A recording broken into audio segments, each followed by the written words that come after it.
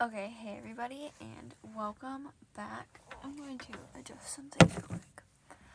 It is definitely getting darker and darker in each of these videos, but I just wanted to get as much as I could done today because I'll only be able to read probably one chapter tomorrow.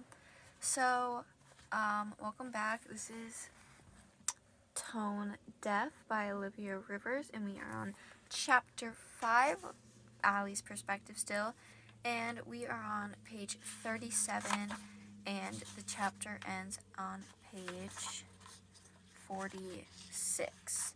So it is only 9 pages long, so actually it's more like 8 because there's like 2 half pages, so we should be able to do this semi-fast. Not that we want it to end, obviously, but I'm going to put this headlamp on because it's definitely getting dark and I need to be able to read the words. And we're going slower and we kind of have the voices down, so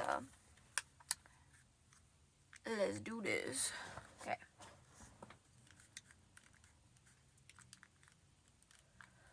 Chapter 5, Allie's perspective. Page 37. Avery rips off the last Tone Deaf poster from her wall and throws it on the corner of her room. There's a pile of posters there, all ripped to pieces, with Jace's face scribbled out on each one of them. I sit at her desk below a patch of glow-in-the-dark stars. It's 10 o'clock in the morning and the stars have faded back to white plastic, but it's still comforting to see them. The day we put them up there, Avery's mom had invited me over and made us butter cookies. We'd eaten them up in Avery's room. I was still getting used to being deaf, and Avery was still getting used to eating a deaf neighbor, to having a deaf neighbor. We'd struggled to keep up a conversation made of our poor sign language, even poorer lip reading, and giggled at all of our mistranslations. I had tried to tell her about my mom's oatmeal cookies, how they were the best in the world and how I missed them. But that made me burst out sobbing, a language we both understood. Avery had held my hand while I cried and promised she'd tell her mom to make me oatmeal cookies next time I was over. I still could not believe he did that, Avery signs frantically, breaking me from my thoughts. She strides to the corner and kicks the pile of paper scraps. And when they say sign, they're doing ASL, so sign language, American Sign Language.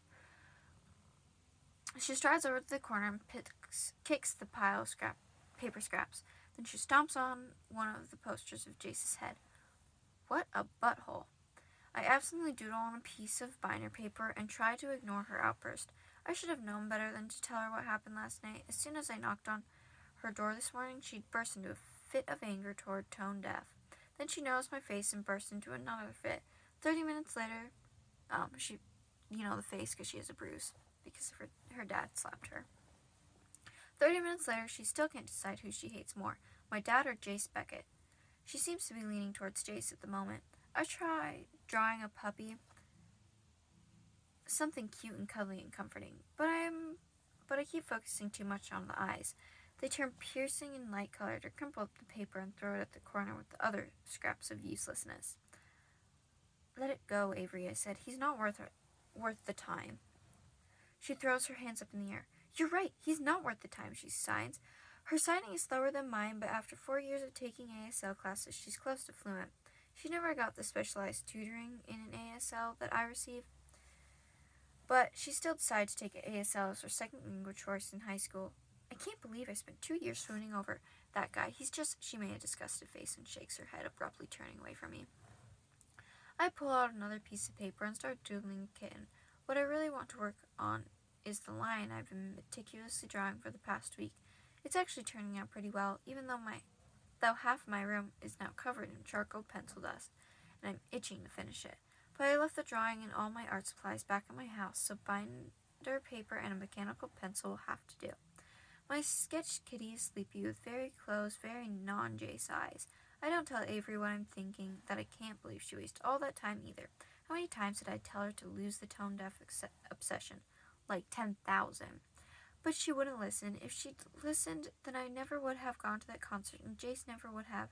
No, I can't blame Avery. It's not her fault. Avery signs as she's reading my mind and says, This is all my fault. I'm so sorry, Allie. I should have never dragged you to their concert. I quickly stand back. It's not your fault. Not at all. You're not responsible for that butthole's actions. She turns away and scrubs her face with her hands. It's obvious she's holding back tears, but I don't have it in me to comfort her. If I tried, I'd burst out crying myself. Look, Avery, I sighed. It's just forget about it, okay? It's happened, and now it's over. I point to the pile of crumpled posters as proof. She shakes her head and sighs. We should go to the media. He can't get away with treating her like that. He can't.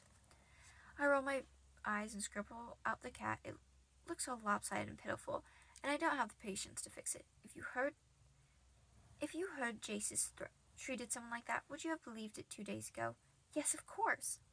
I give her a pointed look. She lets her head fall and reluctantly signs. No, I guess not. 2 days ago, I would have thought he was too good to do anything like that. And that's exactly what all the Tone Deaf fans out there would think. They wouldn't believe me. Besides, it's not like I have proof of what he said to me. Avery flops onto her bed and crosses her arms over her chest. Her lips pursed in a pout. I can tell she wants to try to reporting Jace, and a small part of me wants to smile at her loyalty. He needs to pay for those Avery grumbles, although I don't know if she means for me to see the words. I shrug. His attitude will catch up to him eventually. Even as I say it, I know it's a lie. He's a freaking rock star and a celebrity, a modern god for hordes of followers. He can do anything and nobody will care, as long as he doesn't take his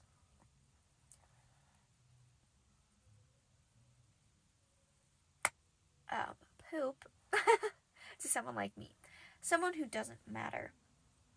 Eventually is not soon enough, Avery says. I don't respond and fall into silence. I start sketching a sleepy puppy and Avery sulks on the bed glaring at the ceiling. Then I feel a buzzing in my pocket, startling me and making me draw a thick dark line through my cute puppy. Crumpling up the paper, I toss it in the corner with the others and tear my phone out of my pocket. A new text waits for me on the home screen. Sorry. I bite my lip, hiding a frown as I wonder which of my meager group of friends has heard about my run-in with Jace. I don't recognize the number, which is weird. When you use your cell phone as much as I do, everyone gets programmed into contacts. Texting is one of the easiest ways to communicate with hearing people, so I use it all the time. Not that it's made my small group of friends grow much. Getting close to people is near impossible, and I'm constantly hiding everything about my home life, but at least it helps. I toss my phone onto Avery's desk, not bothering with the reply. No matter who it is, I don't want to take part in a pity party. It buzzes again and I reluctantly look at the screen. I was a jerk. Sorry.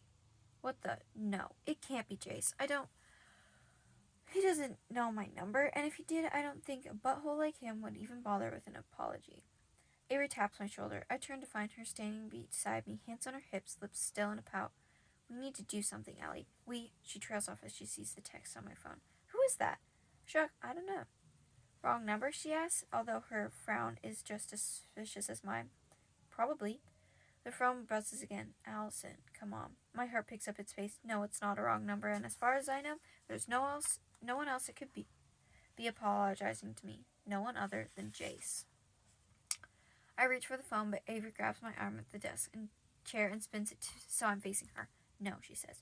You are so not going to waste your time giving that skunk bag a response. I nod in agreement, but I can't form any words. How in the heck did he get my number? My heart keeps pounding and I close my eyes, just wanting the whole situation to go away. Avery grabs the phone and starts typing, but I snatch it away before she sends some insulting message.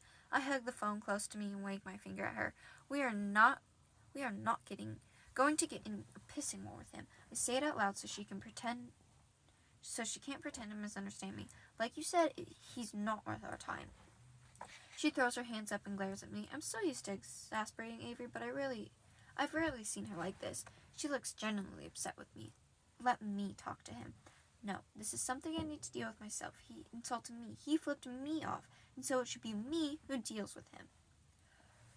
Before Avery can protest, I jog into the hallway, clutching the phone close to me. I turn in the bathroom right outside her room and lock the door.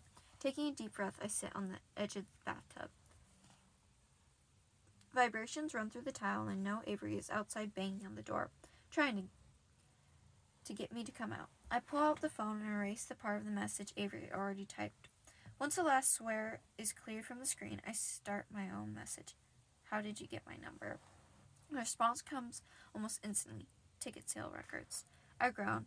Avery was the one who saved up for the tickets, but she had made me have me make the actual purchase, since I'm better at scrounging up online deals. I've been certain the info I gave to the ticket site was private, but Jace probably isn't the type to care about confidentiality. He's got the money to get past any type of barrier. Lucky dude. Another text pops up on my screen. I'm really sorry. No, you're not, but the manager thinks I should be. No, you're not, but the manager thinks I should be. I squeeze my eyes closed just as my phone vibrates again. I clench it tight, resisting the urge to chuck it across the room. After a long minute, I stare back down the screen. I'm not about to drop the conversation now and let Jace think he's got the better of me. You need money? I'm slightly surprised at how articulate his texts are. Most guys use as many abbreviations as possible when they text, which drives me nuts. But not Jace. Well, that's one thing about this conversation that isn't infuriating. How is that any of your business? I text back. I'll give you $3,000 if you let me make up for being a jerk. I rub my temples. This is so not how this conversation was supposed to go. I was supposed to tell him off, say that he was an absolute butthole, and that he can't just go around treating people the way he does. Money was never supposed to be a factor in this. How does he even know how broke I am, how desperately I need cash? For every second Avery has spent daydreaming about tone deaf, I've spent a minute dreaming about escape. To get away from the city, away from the air that's strangely hot and dusty, to run back to NYC, where beautiful chaos rules and no one notices you unless you want them to escape a place where my dad could never find me. Darn you, I mutter, clenching the phone tighter in my hand and hesitate back. What do you want from me? Just finish the tour, take a couple pictures with me, and I promise I won't ever talk to you again. Oh wait. Take a couple pictures with me. I promise I won't even talk to you. I laugh as I read his reply. Butthole. Like ignoring me is some type of gift? Seriously, what's his issue? Sure, he made his living off of music, but that's no reason to hate anyone who can't hear his work. I think of all the people I've seen posting on the Def Clan forums about his music, and suddenly wish I had my own account, just so I could warn them that Jace doesn't deserve his fans. And why is he even offering this to me? Probably to keep me from going to the media, like Avery suggested. After all, Jace doesn't know for sure that I don't have any evidence of what he did. I'm sure some girls have tried to discreetly film their encounter with the celebrity, which is probably what he's worried about. But if Jace gets a couple of pictures with me, both of us smiling, then no one can claim he's done anything wrong. My breath catches in my throat as I realize these texts would probably give me enough evidence to convince a news outlet of what a butt he is and was to me. But, darn it. The number he's using has a local area code, probably from a phone he borrowed. There's nothing to prove it's actually him, which leads me back to the impossible issue of getting the media to believe me over a celebrity. No, I type back before I can stop myself. I don't need your pity. This isn't pity. This is my manager keeping you quiet. Well, at least he's honest, but he's still a butthole. I grit my teeth and flick to his first text, getting ready to delete every word he sent. A message screen pops up asking, send conversation thread to chat. Just as I'm about to press OK, another text appears. $8,000 final offer. My throat goes dry. With $8,000, I could easily get a plane ticket to New York City and pay for a few months' rent. And combined with the money I've saved up over the years, I'd have enough for a semester at community college, which would give me a chance to improve my grades and get accepted into a nice university. No, I'm not really considering this, am I? Even though he's the one offering the money, it's still pretty much blackmail. And I'm above that, right? More vibrations run through the tile from Avery outside the door. I wipe a sweaty palm on my jean shorts, darkening a small splotch to the denim. I take a deep breath and text back. When do you want to meet me? Tonight. 8. Meet at the stadium stage. I quickly select each of the messages and delete them, but there's no satisfaction now. Instead, my stomach rolls, like I'd just swallowed a cocktail of antifreeze and boiling tar. I reach over and unlock the door, and Avery comes rushing in. What did you say to him? She demands, her aggravation causing her to sign and speak at the same time. I told him to leave me alone and never text me again, I said. I know if I told her the truth, Avery would insist on coming with me tonight, and I don't want that. It's going to be hard enough to stop myself from staying with Jace without having to hold back my overprotective best friend. Her lips pursed in a suspicious frown. I've heard your phone go off a few times. I forced a smirk on my lips. He doesn't take rejection well. That makes a smile spread across her lips as she nods decidedly. Awesome. You gave him what he deserved. Yep. She holds her hand and wiggles her fingers. I've got to see this conversation. I shrug my shoulders hopelessly. Sorry, I just deleted it. Didn't want any trace of him on my phone. For a moment, Avery's frown reappears, but she quickly replaces it with a triumphant smile.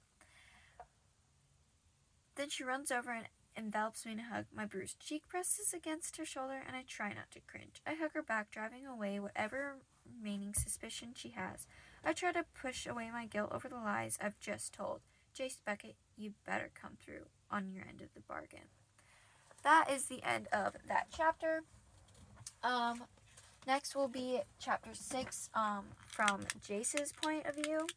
So I'm pretty excited for that.